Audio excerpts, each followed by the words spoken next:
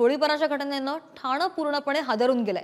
मध्यरात्रीच्या सुमारास घडलेला हा घटनाक्रम सीसीटीव्हीमध्ये कैद झालाय आणि या घटनेनं ठाण्यामध्ये खूपच दहशत निर्माण केली आहे। धक्कादायक बाब म्हणजे त्या हत्येच्या गुन्ह्यामध्ये जामिनावर असलेल्या आरोपींना हा हल्ला केल्याचं बोललं जातंय।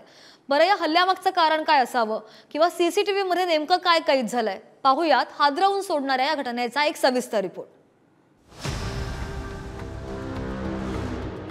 सीसीटीव्हीत कैद झालेला गोळीबाराचा घटनाक्रम आहे ठाण्यातील कळव्याच्या इंदिरानगर परिसरातला। सोमवारी रात्री एका गल्लीबाहेर संदीप पुजारी हा खुर्चीवर निवांत बसला होता।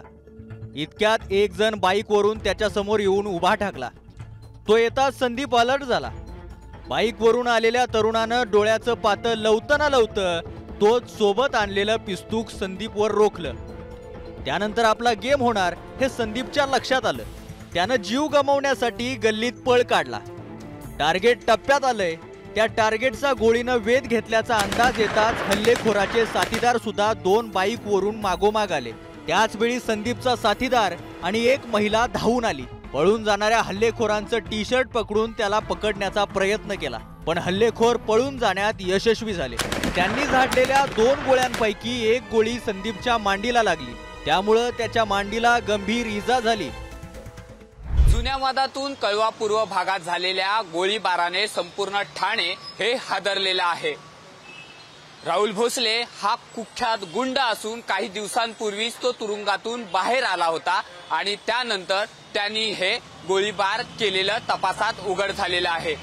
राहुल भोसले त्याच्या साथीदारांसह सध्या फरार आहे आणि कळवा पोलीस त्याचा शोध घेत आहेत। मात्र ठाण्यामध्ये अशा प्रकारचे गुन्हे सध्या वाढताना पाहायला मिळत आहेत, त्यामुळे कुठेतरी पोलिसांचा वचक या गुंडांवरती राहिला नाही का असा प्रश्न सध्या ठाणेकर विचारतायत। या घटनेची माहिती मिळताच पोलिसांनी परिसर सील केला आणि तपासाला सुरुवात केली। एका हत्येच्या गुन्ह्यात शिक्षा भोगत असलेला आणि सध्या जामिनावर बाहेर असलेला उल्हासनगरातील गुन्हेगार राहुल भोसलेनं हा हल्ला केल्याचं बोललं जातंय। त्याचा आणि त्याच्या साथीदाराचा शोध पोलीस घेत आहेत। संदीप आणि राहुल मध्ये पैशांच्या व्यवहारातून झालेल्या वादातून त्यानं हा हल्ला केल्याचा संशय व्यक्त केला जातोय। मात्र या घटनेमुळे दहशतीच्या छायेखाली आलेले नागरिक ठाण्यात कायद्याचा धाक उरलाय का असा सवाल दबक्या आवाजात विचारतायत। गोळीबार करून दहशत माजवणाऱ्या गुंडांना बेड्या पडल्यानंतरच या घटनेचं सत्य समोर येईल। त्यांना कठोरात कठोर शासन करून कायद्याची जरब बसावी। ठाण्यातून निकेश शार्दूलसह रशीद इनामदार, पुढारी न्यूज।